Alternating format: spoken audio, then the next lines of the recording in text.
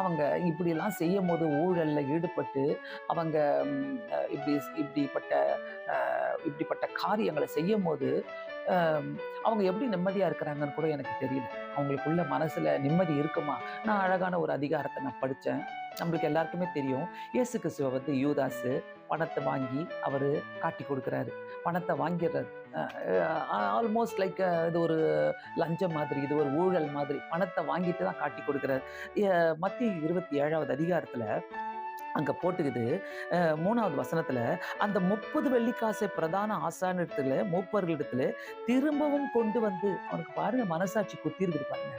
நான் நம்புறேன், இந்த லஞ்சம் வாங்குறவங்க, ஊழல் செய்யறவங்க, பரிதானம் வாங்குறவங்க, கிஃப்ட் என்ற பேர்ல வாங்குறவங்க, கட்டிங் வாங்குறவங்க, இவங்க எல்லாருக்கும் மனசாட்சி குத்தாம இருக்காதுங்க. இயேசுவோடு கூட இருந்த யூதாசுக்கு மனசாட்சி குத்துச்சு. அங்க போட்டு தெளிவா போட்டு, மூப்பருட்களை கொண்டு வந்து குற்றம் இல்லாத இரத்தத்தை நான் காட்டி கொடுத்ததினாலே பாவம் செய்தேன் என்றான். அதற்கு அவர்கள், எங்களுக்கு என்ன, இது உன்பாடு என்றார்கள். உன்பாடு. கண்டிப்பா இந்த லஞ்சம் வாங்குறவங்க எல்லாரும் இருந்தா சரி, விசுவாசிகளா இருந்தாலும் சரி, கிறிஸ்தவர்களா இருந்தாலும் சரி, நீங்க வந்து ஆலயத்துக்கு போகிறவர்களா இருந்தாலும் சரி, நீங்க லஞ்சம் வாங்குறீங்கனாக்கா, கட்டிங் வாங்குறீங்கனாக்கா, உன் பாடு. அது உன் பாடு.